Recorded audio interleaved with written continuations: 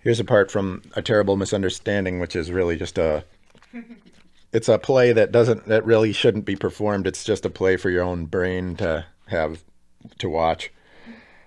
It's really just an adaptation of Shakespeare's A Comedy of Errors. And I used church people, biblical personages, in the place of his characters, like the Apostle Paul and John and those guys. Here's a little bit from it. Jehovah says, "Saul, be calm. Tell me her offense, and I will do anything you want me to do." Paul says, "She locked me out of the church today. She was in there with St. John's mother and a weeping donkey, whereas I had to spend the entire service in the bookstore with a Christian belly dancer." Jehovah says, "That is abominable. Woman, is this true? Did you wreak all this confusion?" Elect woman says, "No, dear Nebuchadnezzar. Myself, the apostle, and my Babylonian beast attended the church service together. If this is false, may God in heaven strike me down." Beast of Babylon, "Yes, my owner is telling the truth. I was there. I am the beast of Babylon. May the nightmare of existence continue forever if I am lying." Priest, "Unbelievable! This whore of Babylon and her wicked green hairless panther are both in cahoots. I am a priest of the Pauline Church, and I swear by the wig of our Savior that the doctrine of the Church of Patmos is completely wrong."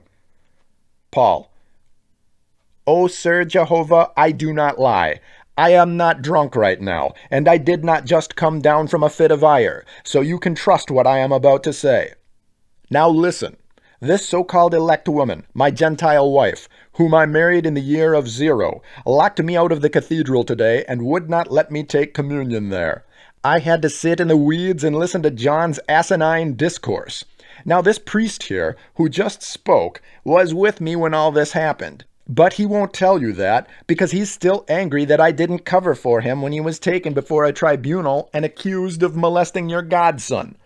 The reason the priest criminally removed the diamond-studded follicle from the treasury is that I asked him to meet me outside my own basilica with a murderous whip. And the reason I needed the murderous whip is that I desired to get to heaven the easy way, and I assumed that the most direct path to heaven is self-slaughter. But I neglected to regard just one important fact, and that is that we humans are all vile sinners and blackguards. So when I died, I went to hell instead of heaven, which is to say, I resurrected. This was on account of all my sins that I committed in your name, O loving God. So I decided to start over. I got born again and became a little embryo, reasoning that the only way I could be assured entrance to heaven upon this second death is if I expired while still within the womb, that is, before I had time to commit any sin. And it worked.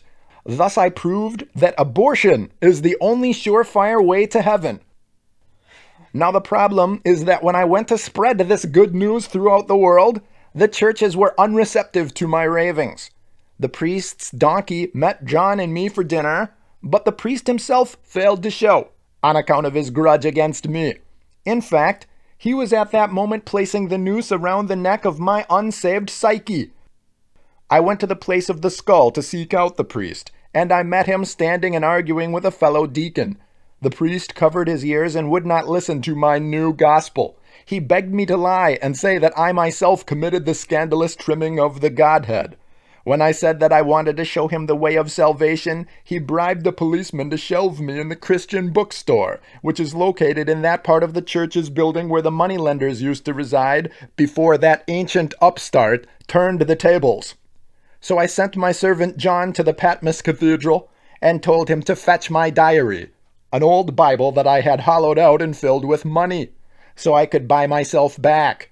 But he returned with absolutely nothing, not even a noose from which I might hang. So I seduced the officer to let that Christian belly dancer take my place in the prison cell, and he gave me a police escort to my own church, which is actually just a regular house where we meet, like any respectable cult. On the way there, we met my Gentile wife, the elect woman, riding upon the beast of Babylon's side saddle, with the entire population of the Isle of Patmos mobbing after her. The ringmaster of this unholy assembly was Super Preacher Billy Sunday himself, and here is what Mr. Sunday looks like. a delirious drunk. This charlatan tried to accuse me of demonic possession.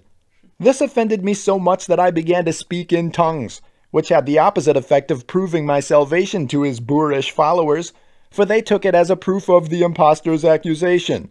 So the entire congregation tackled me down, hog-tied me, and threw me into a pit with the Hebrew prophets.